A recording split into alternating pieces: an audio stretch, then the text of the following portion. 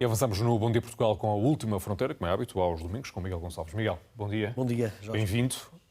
Comecemos esta nossa viagem pelo espaço, com a relação entre buracos negros e as estrelas.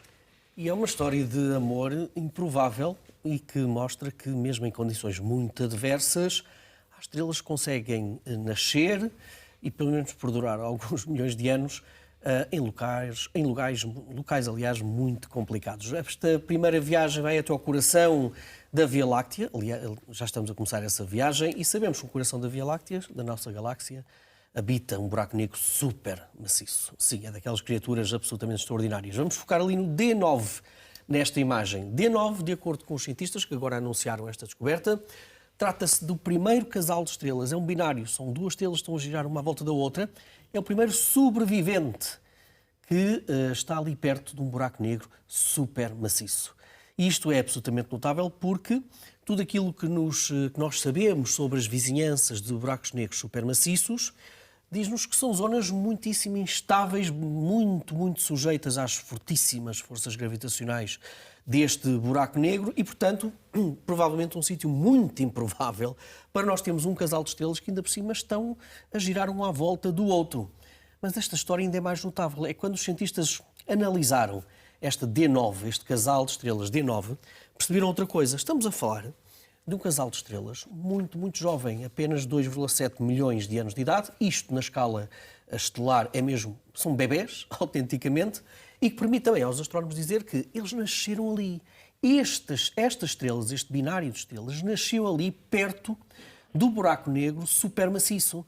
E, portanto, não só continuam a orbitar um à volta do outro, como nasceram nestas situações muito complicadas. Aliás, nesta zona, nesta vizinhança, nós encontramos todo um conjunto de objetos, os objetos G, que os astrónomos ainda não percebem muito bem. Se são estrelas, se são grandes concentrações de nuvens ou de poeiras, parecem se comportar como estrelas, até podem ser estrelas duplas, mas nós ainda não temos sequer uma certeza muito grande sobre a natureza destes objetos.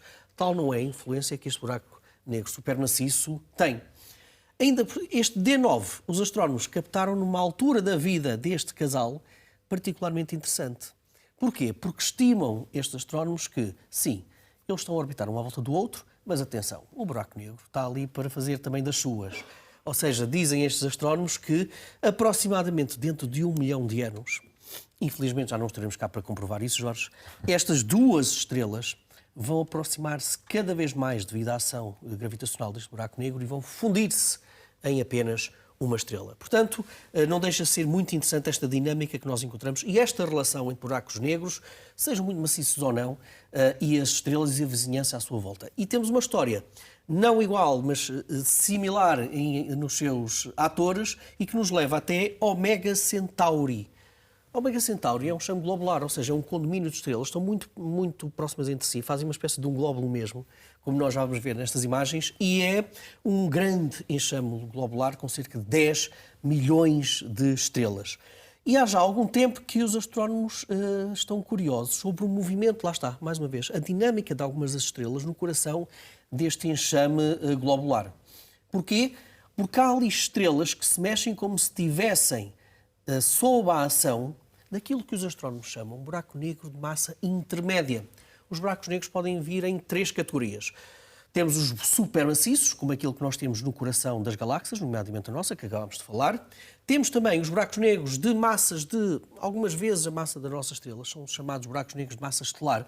Quando uma estrela de grande massa termina a sua vida, explode como uma supernova e depois pode originar um buraco negro, são esses buracos negros de massa mais pequenina, digamos assim. E depois há uma classe intermédia, precisamente chamada buracos negros de massa intermédia, que os astrónomos ainda não sabem muito bem como é que eles aparecem, como é que eles criam, qual é que é a origem destes buracos negros. Os mais pequenininhos, usando grandes estrelas, os supermaciços, quando as galáxias se fundem e os buracos negros centrais também se fundem, criam então estes buracos negros supermaciços, os intermédios ainda não sabemos. E durante algumas décadas pensou-se que precisamente ali no coração de Omega Centauri poderia estar um desses buracos negros de massa intermédia. Felicidade para os astrónomos. Eis que agora aparece um estudo que diz o seguinte: não, nós analisámos melhor aquela dinâmica daquelas estrelas e aquilo não é o produto, provavelmente, de um buraco negro de massa intermédia. Não, ainda não foi desta. É provavelmente a influência de vários buracos negros de massa mais baixa, massa estelar, que dá origem a toda aquela dinâmica daquelas estrelas no coração de Omega Centauri. Aqui está este enxame globular que estamos a ver. Agora, este enxame tem também uma história lindíssima, Jorge. Especula-se. O que nós estamos a ver pode ter sido também o núcleo de uma galáxia que foi comida pela nossa própria Via Láctea. Ou seja, isto que nós estamos a ver provavelmente foi o núcleo de uma galáxia maior, mesmo assim, eventualmente uma galáxia anã, muito mais pequena que a nossa Via Láctea, que foi assimilada pela nossa, e o que nós estamos a ver é apenas a sua zona central. Há bocado eu disse que o coração das galáxias tem buracos negros supermaciços. Não foi o que encontramos aqui.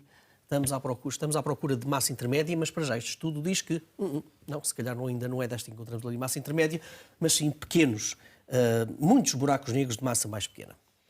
Ora, nesta viagem vamos agora falar de gelo e mete aqui o telescópio espacial James Webb e aqui tentar perceber os primeiros tempos desta evolução do sistema solar.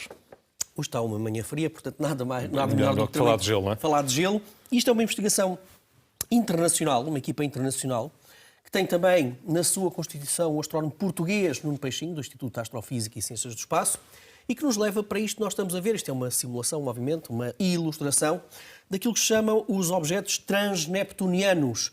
E muitos deles também, e é uma segunda investigação que nos leva para os centauros, que são pequenos asteroides muito gelados, eventualmente até cometas muito gelados ali entre Júpiter e Neptuno. Chamam-se centauros.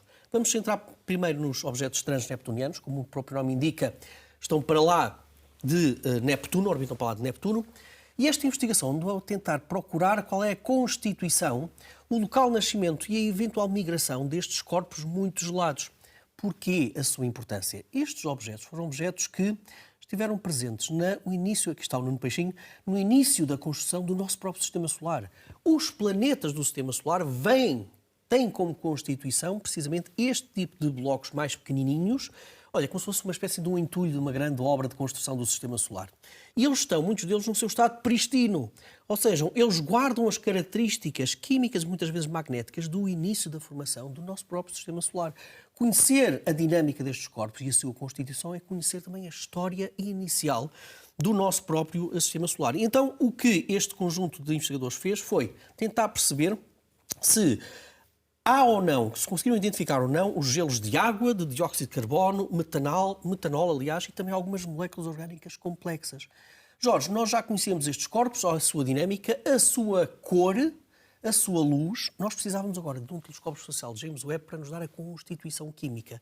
E então o que estes investigadores conseguiram encontrar foi agrupar, no fundo, um grande conjunto de objetos transneptunianos que encontraram e classificaram, de acordo com a sua luz, de acordo com o seu espectro, como é que é a figura geométrica quase, digamos assim, do seu espectro. Deram nomes a essas três grandes famílias e então encontramos os tigela, os cova dupla e os penhascos.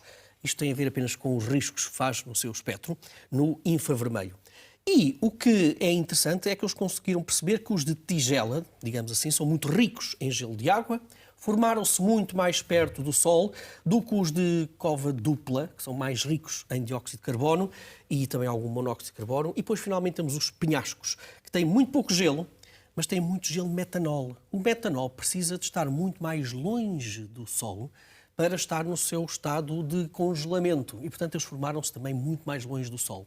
Repara que nós estamos a falar de água, dióxido de carbono, monóxido de carbono, metanol. Tudo isto são elementos químicos que congelam a temperaturas muito diferentes entre si. A água muito mais próxima do Sol e depois temos o dióxido de carbono e o metanol muito mais distantes do Sol.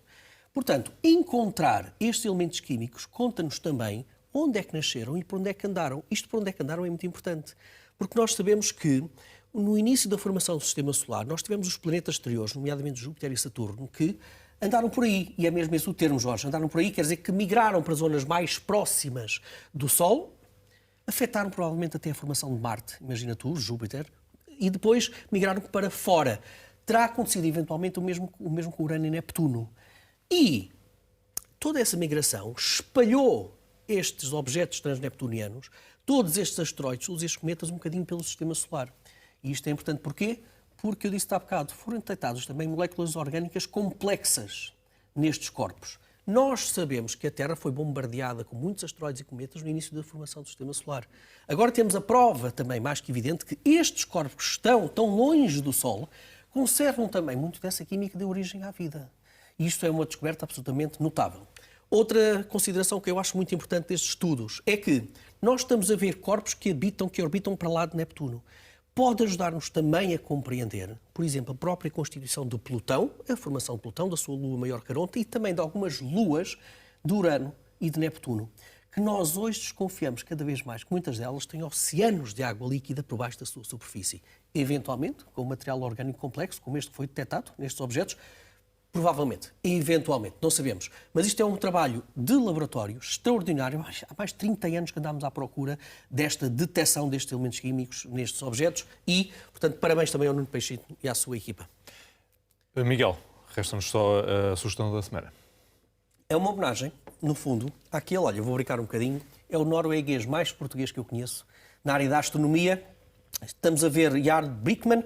Ele foi até há bem pouco tempo diretor do Centro de Astrofísica da Universidade do Porto e também do Instituto de Astrofísica e Ciências do Espaço.